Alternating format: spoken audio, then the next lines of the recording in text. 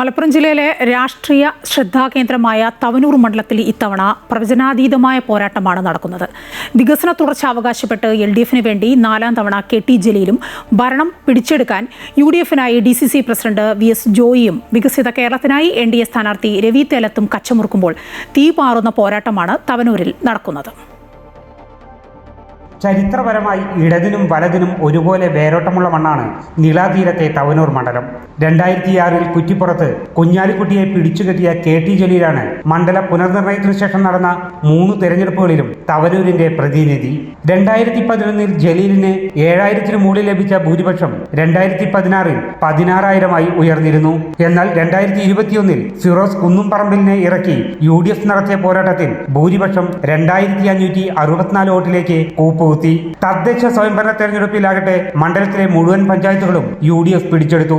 സർക്കാരിന്റെ വികസന നേട്ടങ്ങളും MLA ആയി 15 വർഷം മണ്ഡലത്തിൽ നടപ്പിലാക്കിയ അടിസ്ഥാന സൗകര്യ വികസനങ്ങളിലുമാണ് ജലീൽ പ്രതീക്ഷ വയ്ക്കുന്നത്. ജനങ്ങളോട് പറഞ്ഞ കാര്യങ്ങളൊക്കെ പൂർത്തീകരിക്കാൻ വേണ്ടി സാധിച്ചിട്ടുണ്ട്.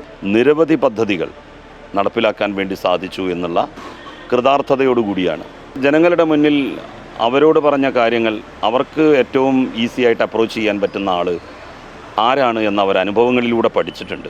അതുകൊണ്ട് തന്നെ അവർ എന്നെ പിന്തുണക്കും എന്ന ഉറച്ച വിശ്വാസം എനിക്കുണ്ട്. ഓരോ തിരഞ്ഞെടുപ്പുകളിലും കുറയുന്ന KT ജലീലിന്റെ ഭൂരിപക്ഷവും തദ്ദേശ സ്വയംഭരണ തെരഞ്ഞെടുപ്പിലെ വിജയവുമാണ് UDFന് മണ്ഡലത്തിൽ ഇത്തവണ പ്രതീക്ഷ നൽകുന്നത്.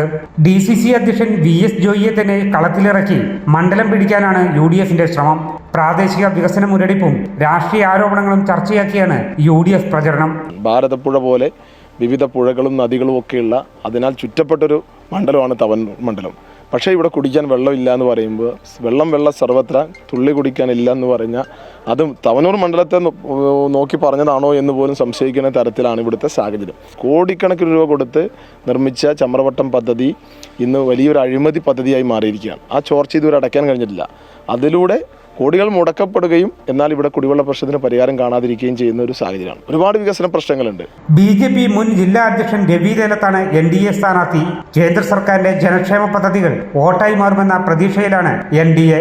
അപ്പോൾ കേരളത്തിൻ്റെ വികസനം നേരത്തെ പറഞ്ഞ പോലെ 10 പേർക്ക് തൊഴിൽ ലഭിക്കുക, അവർ ഇവിടെ അധ്വാനിച്ച് അവർ സ്വാവലംബിയായിട്ട് മാറുക, ഇവിടെയുള്ള വികസന പ്രവർത്തനങ്ങളിൽ നാട്ടിലതിൻ്റെ ഗുണമുണ്ടാവുക, സൗകര്യങ്ങളുണ്ടാവുക, അതോടൊപ്പം തന്നെ ഇതേപോലെ സാംസ്കാരിക പരമായിട്ട് നിലനിൽക്കുന്ന അതിൻ്റെ പൈതൃകങ്ങളെ തകർക്കാതെ നിലനിർത്തുക. ഇത്തരം കാര്യങ്ങളെല്ലാം ഇവിടെ വേണമെങ്കിൽ തീർച്ചയായും വികസിത ഭാരതത്തോടൊപ്പം വികസിത കേരളം വേണമെങ്കിൽ അതിൽ വികസിത തവനൂരും ഉണ്ടാകണം എന്നാണ് നമ്മൾ മുന്നോട്ട് വെക്കുന്നത്. വികസനവും വിവാദങ്ങളും നേർക്കുനേർ ഏറ്റുമുട്ടുന്ന തവനൂരിൽ ഇത്തവണ പ്രവചനാതീതമാണ് കാര്യങ്ങൾ. അമൃത ന്യൂസ്, മലപ്പുറം.